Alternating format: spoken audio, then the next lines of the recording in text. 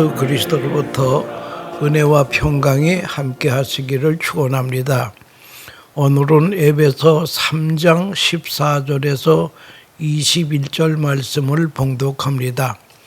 이러므로 내가 하늘과 땅에 있는 각 족속에게 이름을 주신 아버지 앞에 무릎을 꿇고 비노니 그의 영광의 풍성함을 따라 그의 성령으로 말미암아 너희 속사람을 능력으로 강건하게 하시오며 믿음으로 말미암아 그리스도께서 너희 마음에 계시게 하시옵고 너희가 사랑 가운데서 뿌리가 박히고 터가 굳어져서 능히 모든 성도와 함께 지식에 넘치는 그리스도의 사랑을 알고 그 너비와 길이와 높이와 깊이가 어떠함을 깨달아 하나님의 모든 충만하신 것으로 너에게 충만하시기를 구하노라.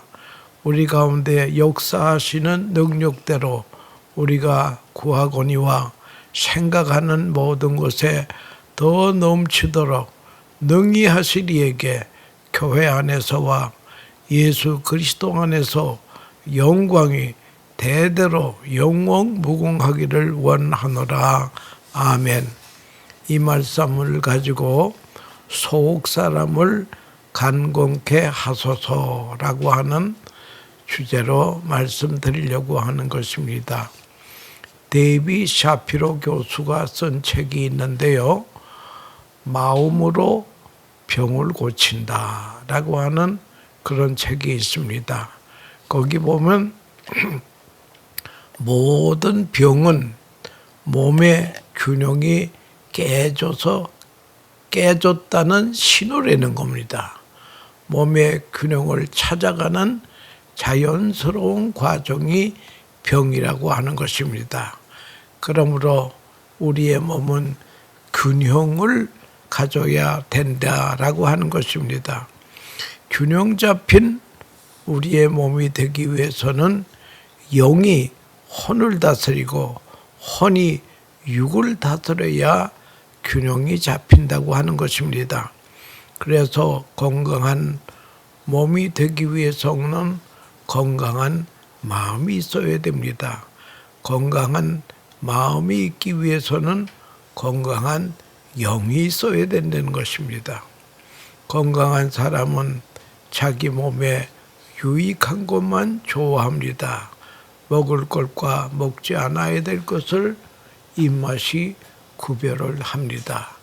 병든 사람은 입맛 자체가 병이 들었습니다. 해로운 것만 좋아합니다. 제가 6.25 때에 피난 가가지고 주인 집에 소를 먹인 경험이 있습니다. 소를 방목해다가 저녁에 오는 그 소를 끌고 외양간으로 데려옵니다. 집 데려오기 전에 소를 여기저기 다니면서 풀을 뜯게 합니다. 그런데 내 생각에는 이 풀이 좋아서 끌고 오면 조금 먹다가 소가 또 다른 데 가서 꼴을 뜯더라고요. 내 생각하고 소의 생각하고 다릅니다. 이유는 우리가 식사할 때도 밥만 먹지 않고 이것저것 골라서 먹듯이 소도 한쪽 풀만 먹지 않습니다. 밥 먹고 국 먹고 김치 먹듯이 소도 자기 취향에 따라 쓴 풀도 먹고 단 풀도 먹고 조화를 이루기 위해서 이것저것 골라 먹는 것을 보았습니다. 어떤 사람이 나는 병이라는 것이 무엇인지 모르고 병원에 한 번 가본 적이 없다고 하고 큰소리 빵빵 치던 사람이 한 번 병이 걸리더라니까 그냥 세상을 떠나고 말더라고요. 병도 적당히 치르면서 살아야 정상이라고 하는 것입니다. 병을 통해서 몸의 화해가 이루어진다라고 하는 것입니다. 그래서 병도 복이 될 수 있습니다. 성경에 고난 당한 것이 유익이라 이로 인하여서 주의 율례를 배우게 되었나이다.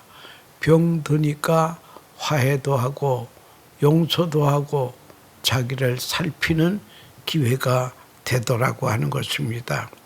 높은 의미의 균형이 건강한 몸이 옳시다. 인격이요 사회입니다.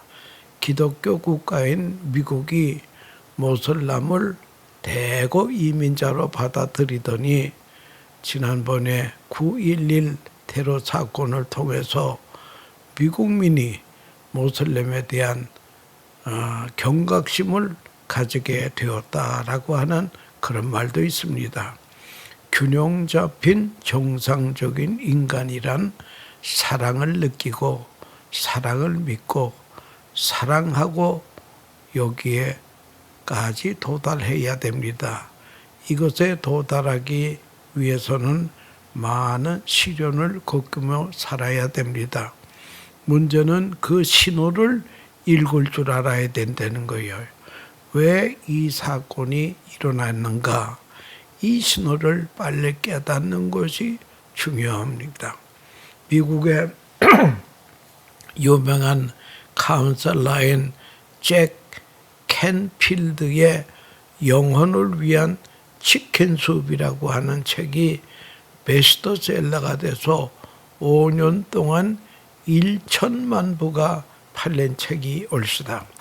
생활 속에서 만나는 작은 감동들이 많은 사람들을 변화시킨 책입니다.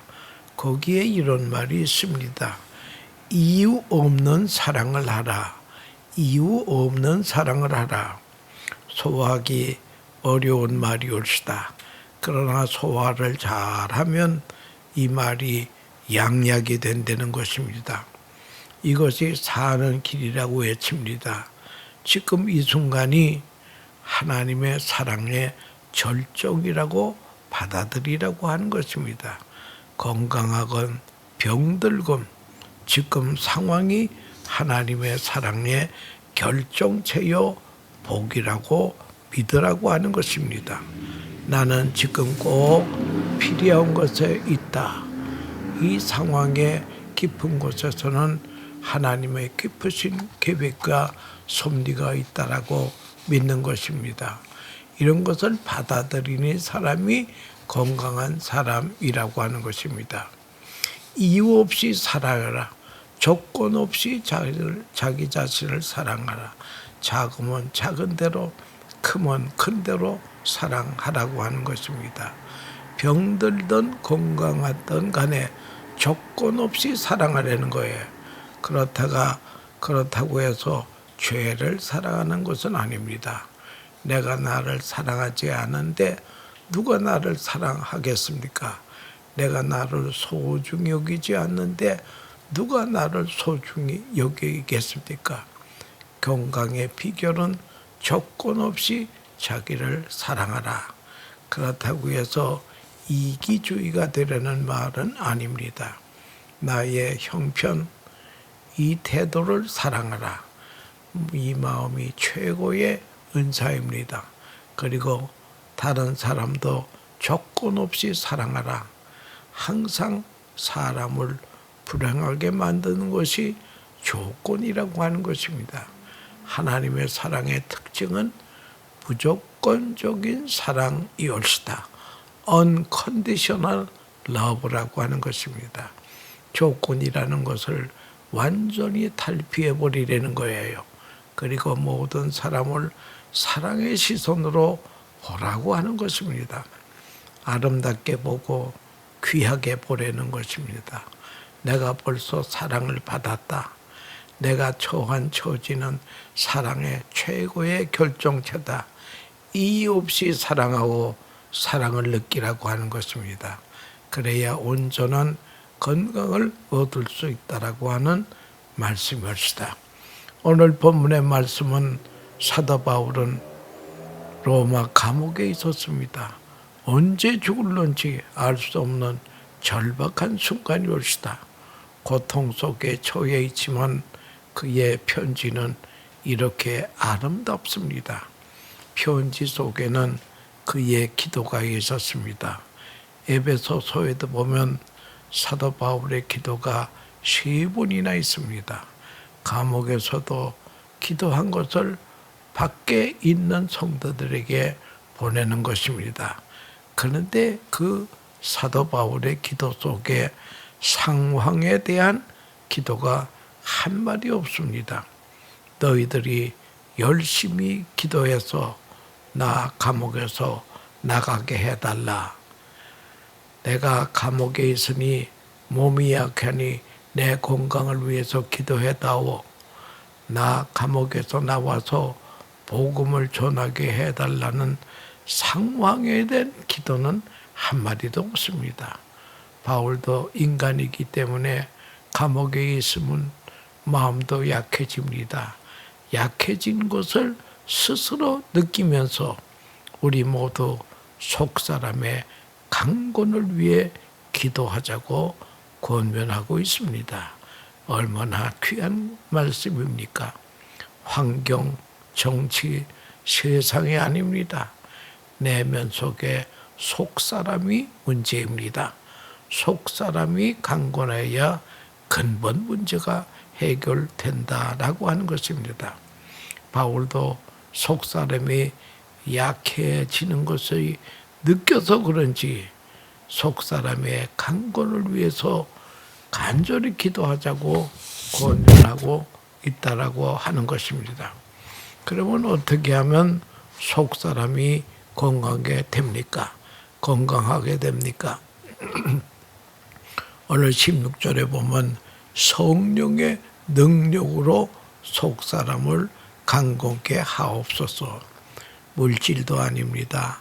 건강도 아니고 세상적인 성공도 아닙니다. 성령만이 우리의 마음 속사람을 강건케 해 주실 수 있습니다. 그의 영광의 풍성을 따라 여기 사도 바울의 기독론이 있습니다. 예수께서 십자가에서 죽으시고 부활하시고 승천하신 주님이 이제는 이 땅에 성령으로 오셔서 그의 영광 속에 성령의 역사가 내 속사람도 강건하게 해줄 수 있다는 확신의 기도입니다. 하나님의 자녀됨을 확증해 주는 것이 성령이 하시는 일이올시다. 바울은 이대로 감옥에서 죽는다 해도 하나님은 나를 사랑하신다는 믿음과 확신을 가지고 있습니다. 또 성령으로 충만할 때에 속사람이 강건해집니다. 속사람이 강건하니 마음이 밝아지고 몸도 강건해진다라고 하는 것입니다. 또 두 번째는 그리스도께서 마음에 계시게 하옵시고 우리 마음에 무엇이 있느냐. 요즘 같은 때에 근심 걱정거리밖에 없는 시대올시다. 경제적인 불경기지요. 걱정하다 보면 끝이 없습니다. 그러면 약해집니다. 여러분 근심 걱정 대신에 내 안에 그리스도께서 내 안에 자리를 잡도록 그리스도께서 내 안에 거하게 하시도록 해야 됩니다. 우리의 마음이 그리스도께서 계시게 하옵소서. 나를 사랑하여 십자가 지신 그리스도가 있습니다. 그리스도가 나 마음에 있을 때에 속사람이 강건해진다라고 하는 것입니다. 돈 때문에 명예 때문에 강건한 것 아닙니다. 그것은 그것을 믿지 못할 것입니다. 그런 것은 조속으로 변하기 때문에 믿지 못할 것이에요. 속사람의 강건은 믿음으로 말미암아 그리스도께서 내 마음에 계실 때 강건하게 됩니다. 사도 바울은 빌립보에서 주 예수의 마음을 품으라고 말씀합니다. 온유하고 겸손하신 마음을 품을 때에 강건해진다라고 하는 것입니다. 세 번째는 그리스도의 사랑을 알 때에 우리의 속사람이 강건해진다라고 하는 것입니다. 우리의 일생은 그리스도를 알아가는 과정이라고 하는 것입니다. 한평생 살면서 부모의 사랑을 알아가고 있듯이 우리는 알게 모르게 받은 엄청난 하나님의 사랑을 우리는 꼭 깨닫고 기억하는 사람이 되어야 된다라고 하는 것입니다. 80이 난 노인도 어쩌다가 넘어지게 될 때에 어머니하고 어머니를 찾습니다. 이것이 인간의 본능이라고 하는 것입니다. 6.25 전쟁 때에 사람들이 죽으면서 이런 말을 한다고 합니다. 한국 병사는 어머니하고 죽는다고 하는 것입니다. 미국 병사들은 give me a cup of fresh milk, 시원한 밀크 한 잔, 어릴 때 밀크만 먹고 자라왔기 때문에 본능적으로 나오는 것입니다. 어머니는 마음에 고향이 올시다. 나이가 들면서 어머니의 사랑을 느낍니다. 이 나이 되어서 깨닫게 되는 것입니다. 그뿐만 아니라 자식 사랑, 아내 사랑하면서 일생을 사랑 공부를 하다가 죽는 것이 우리 인간이라고 하는 것입니다. 하나님은 사랑이십니다. 세상은 사랑이다. 사랑하는 것이 없습니다. 그리스도의 사랑을 알고 나아가서는 깨달을 때 속사람은 강건해진다는 거예요. 여기 19절에 보면 그 사랑의 넓이와 깊이와 높이와 깊이가 어떠함을 깨달으라고 합니다. 사건마다 그 속에 하나님의 사랑의 깊이와 넓이가 있다라고 하는 것입니다. 이승복이라고 하는 사람은 우리 과거 한국에서 기계 체조의 올림픽 금메달감이었습니다. 그가 염습 도중에 턱이 마루에 꽂혀 척수신경 조직이 끊어졌습니다. 그는 낙심하고 자살까지 하려고 했으나 병원에서 선교사 한 분을 만나 복음을 듣게 됩니다. 나를 통한 하나님의 계획이 있으시구나 생각하고 선교사의 주선으로 미국에 가서 공부도 하게 되었습니다. 미국에 가서 재활의학을 공부하기로 하고 뉴욕대학을 졸업하고 콜롬비아 대학을 석사를 하고 다트머스 의과대학에서 의학 박사가 됩니다. 지금은 존 홉킨스 대학에서 미국에서 딱 2명뿐인 휠체어를 타는 재활의사가 되어 많은 곳을 다니면서 많은 환자에게 용기를 주니 그분의 간증이 재활인들에게는 세계 최고의 약이 되었다고 합니다.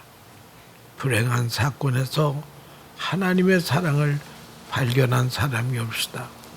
저분이 나를 괴롭혔는데 알고 보니 그것도 사랑이구나. 마치 저주처럼 생각했는데 그 속에 사랑이 있었습니다. 순간순간 사랑을 확증하게 될 때에 속사람은 강건해진다라고 하는 그런 것입니다. 사람은 밥만 먹고 사는 것 동물이 아니라 사랑을 먹고 산다라고 하는 것입니다. 사랑 대신 미움을 가질 때에 영이 약해지고 혼도 병들고 육도 병이 든다라고 하는 것입니다. 건강의 관심을 많이 가지고 있는 시대올시다.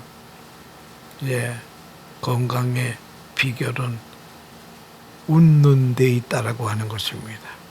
웃을 때 보통 사람보다 엔돌핀 수치가 4배가 높아진다고 하는 것입니다.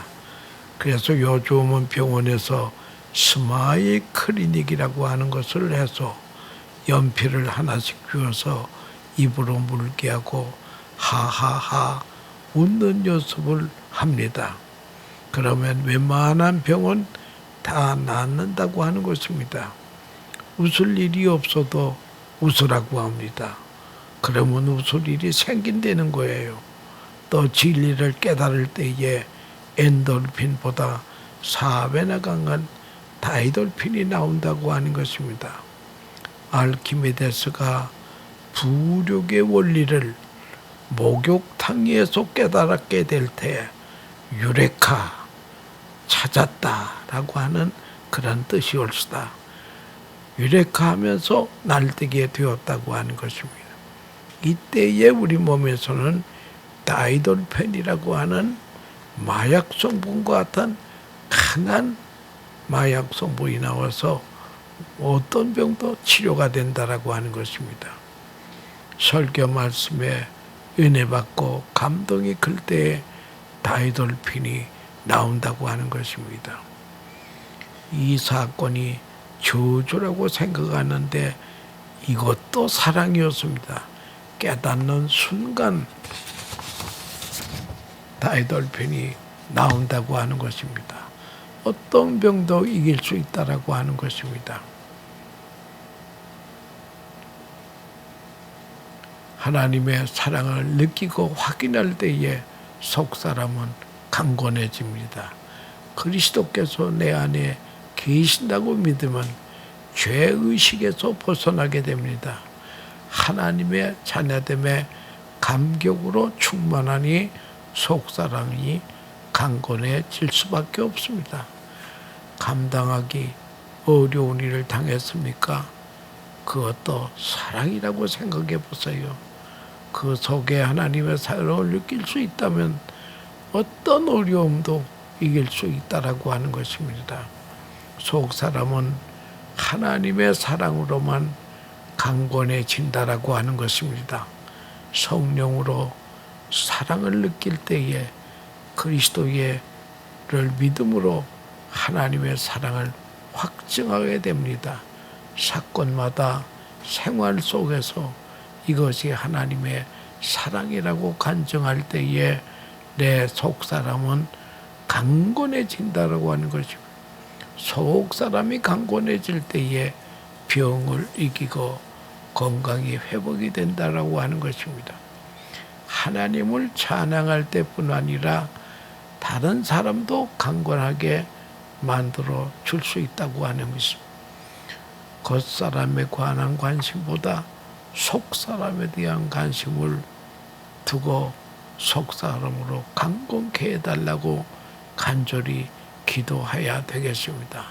매일매일 사랑을 깨닫고 간증하면서 건강한 하나님의 사람으로 살아가게 해달라고 우리는 기도해야 된다고 하는 것입니다. 사랑을 받은 사람은 사랑을 전할 때 나도 살고 상대방도 살게 된다는 거예요. 사랑받은 사람은 또 그 사랑을 전할 때에 나도 살고 상대방도 산다라고 하는 그런 얘기가 되겠습니다.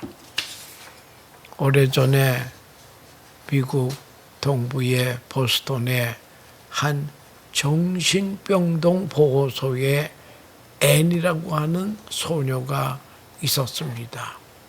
엄마는 죽고 아빠는 알코올 중독자 되고 아빠로 인한 상처와 같이 살던 동생마저 죽자 큰 충격에 그는 실명까지 하게 되고도 자기도 자살을 하려고 했습니다. 수시로 괴성을 지르고 회복 불능의 판정을 받고 정신병원 독방에 버려진 환자가 있었습니다. 모두 치료를 포기하고 있을 때에 노 간호사로 하다가 은퇴한 노 간호사가 이름이 로라라고 하는 분인데, 이분이 앤을 돌보겠다고 자청에 나섰습니다. 치료보다 친구가 되어주기로 하고 매일 그 병동에 찾아와서 앤에게 과자도 사오고 책도 읽어주고 사랑을 쏟았지만 극단의 이기주의 우울증 환자여서 누구와도 말도 안 합니다. 어떤 친절에도 반응이 없습니다. 벽을 향해 돌아앉아 사람을 안 보려고 합니다. 하루는 로렌이라고 하는 그 간호사가 뜰에 나가서 들국화를 한 축 꺾어가지고 다발을 만들어 가져와서 앤의 이름을 부르면서 내가 들에 나갔다가 들국화가 활짝 핀 것을 보고 네 생각이 나서 꽃을 가지고 왔단다. 이거 받아라 하니까 이 말을 듣고 돌아서더니 나를 생각했어요? 하고 말하기를 시작했습니다. 그러면서 이제는 말통이 터져가지고 이 늘 은퇴한 간호사와 이 앤이라고 하는 정신이상자하고는 대화가 되었습니다. 열심히 대화를 하다 보니까 병이 호전이 되었습니다. 그리고 2년 만에 퇴원을 했습니다. 그는 충격으로 인하여서 시각장애가 되었는데 시각장애 학교에 입학을 해서 다니면서 교회도 다니면서 신앙생활을 하면서 밝은 웃음을 찾았습니다. 학교를 최우등으로 졸업했습니다. 한 신문사의 도움으로 개안 수술도 하게 되었습니다. 시력도 회복이 되었습니다. 수술 후에 애는 신문을 보았는데 보지 못하고 듣지 못하고 말도 하지 못하는 아이를 돌볼 사람을 구한다는 신문 광고를 보았습니다. 그래서 앤이라고 하는 이 사람은 그 아이에게 자신의 받은 사랑을 돌려주기로 결심합니다. 저는 하나님의 사랑을 확신합니다. 결국 그 아이를 20세기의 최고의 기적의 주인공으로 키웠습니다. 이분이 헬렌 켈러의 스승인 앤 설리반 선생이 올시다. 이 로렌 간호사가 없었으면 설리반이 없었습니다. 설리반이 없으면 헬렌 켈러도 없습니다. 여러분, 마음의 상처를 치료하는 것은 적절한 분석과 충고가 아니라 그냥 함께 있어 친구가 되어주는 것입니다. 48년 동안 함께 있어 주었더니 상처투성인 우리에게 주님은 보혜사 성령으로 우리와 함께 계시고 믿음과 사랑이 속사람을 강건케 만들어 주었다고 하는 것입니다. 보혜사 성령의 능력으로 그리스도의 온유 겸손한 마음을 간직하고 그리스도의 사랑을 까따라 우리의 속사람이 강건함으로 영혼 몸이 건강한 하나님의 복된 백성들 다 되시기를 축원합니다. 감사합니다.